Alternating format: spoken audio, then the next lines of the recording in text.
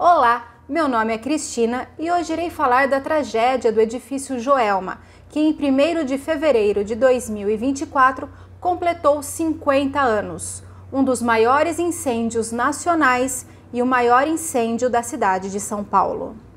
Em meados dos anos 2000, o edifício Joelma muda de nome para Praça das Bandeiras. As entradas ficam localizadas na Rua Santo Antônio, número 184, e Avenida 9 de Julho, número 225, no coração do Centro Antigo de São Paulo, no Vale do Anhangabaú.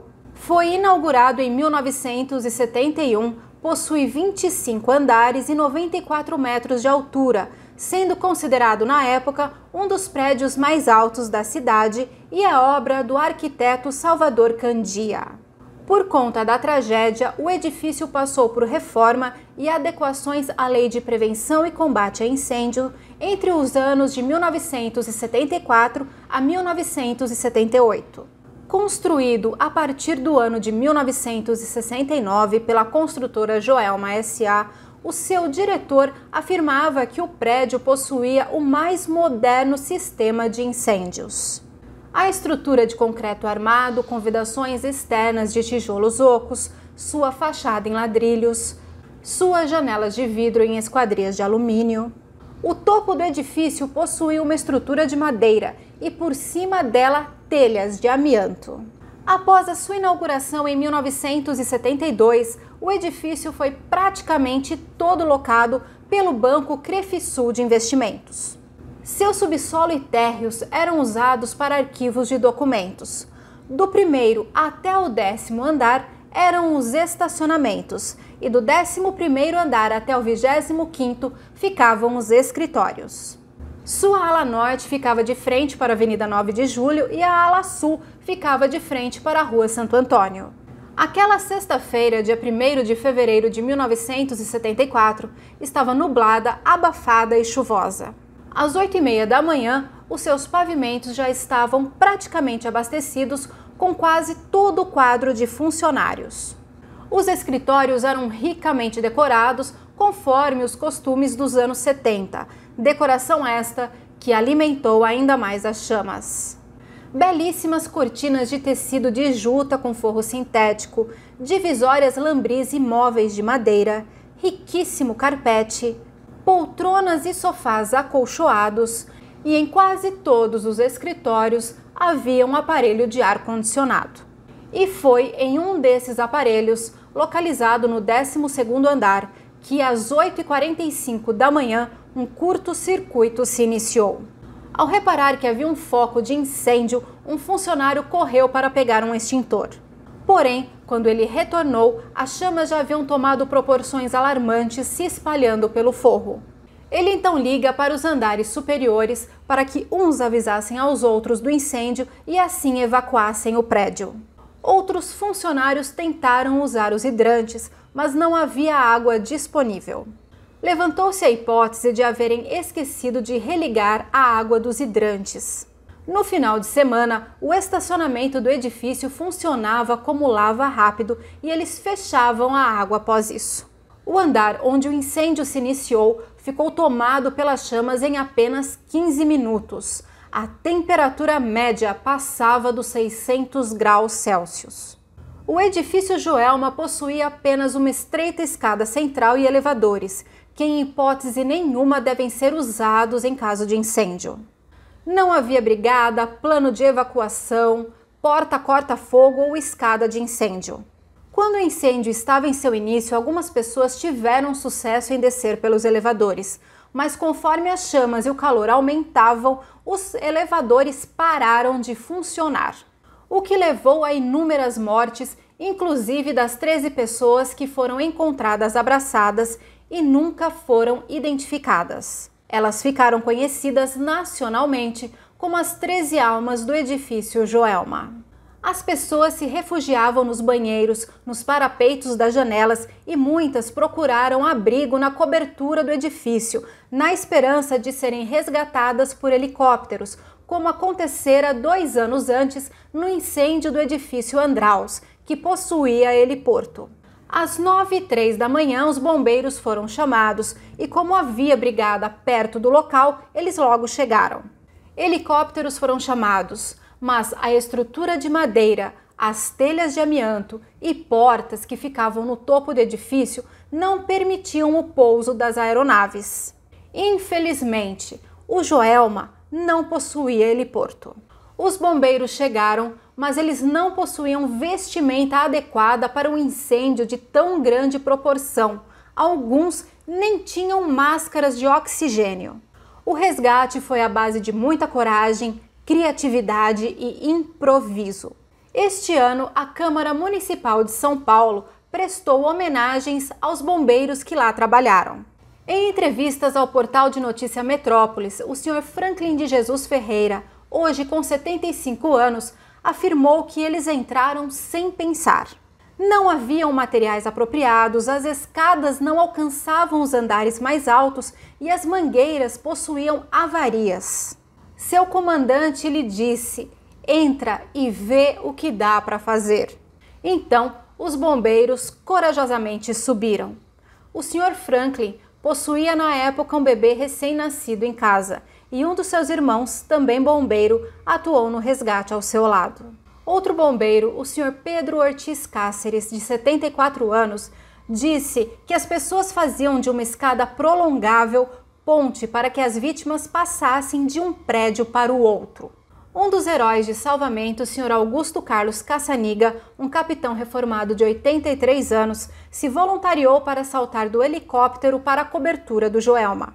Ao fazê-lo, ele machucou a sua perna, mas isso não o impediu de ajudar inúmeras pessoas a serem resgatadas por um helicóptero Para-Estar, um dos inúmeros helicópteros das Forças Armadas que foi recrutado para o resgate, até que ele mesmo precisasse ser retirado dali. Infelizmente, neste momento, muitas pessoas que estavam ali na cobertura haviam perecido por conta da fumaça e do calor escaldante. O local virou uma verdadeira frigideira humana. A temperatura do solo passava dos 100 graus Celsius. Os sobreviventes pisavam sobre os mortos para conseguirem aguardar o resgate. Na Torre Norte houveram sobreviventes, na ala sul ninguém sobreviveu. Ao todo foram retirados 60 corpos do topo do edifício.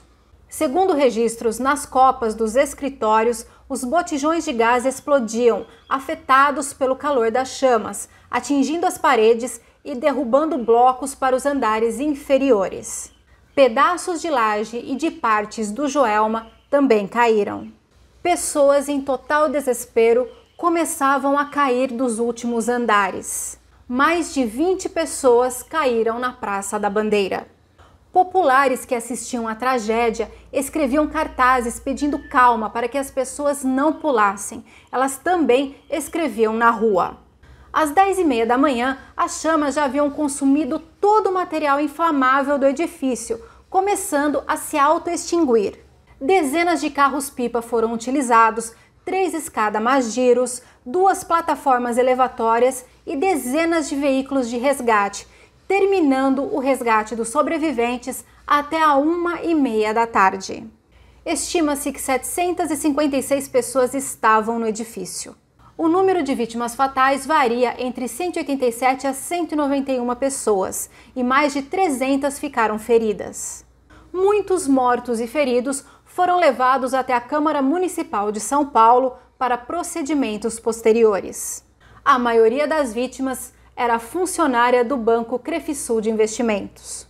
O incêndio durou mais de 3 horas e destruiu 14 pavimentos. Os bombeiros ainda terminavam o trabalho de rescaldo quando Miguel Colassuono, prefeito de São Paulo no ano de 1974, juntamente com a polícia técnica e peritos, foi fazer uma vistoria no interior do local. Uma fila imensa se formava do lado de fora do Instituto Médico Legal para o reconhecimento dos corpos. E ali também foi montado um cartório para auxiliar aos familiares os trâmites fúnebres dos corpos. Começa então o trabalho de investigação da causa do incêndio. A empresa Termoclima, responsável pela manutenção elétrica do edifício, e o Banco Crefisul de Investimentos foram criminalizados. O sistema elétrico do edifício Joelma era precário e estava sobrecarregado. Em 30 de abril de 1975, um engenheiro, um gerente administrativo do Banco Crefisul, o proprietário da empresa Termoclima e 3 pessoas que trabalhavam como eletricistas foram condenados. A tragédia alertou para o caducamento das leis de 1934 sobre edifícios em áreas urbanas. Embora o Andraus já houvesse explicitado a necessidade de mudança nessa lei, por algum motivo ela não teve andamento na Câmara Municipal de São Paulo.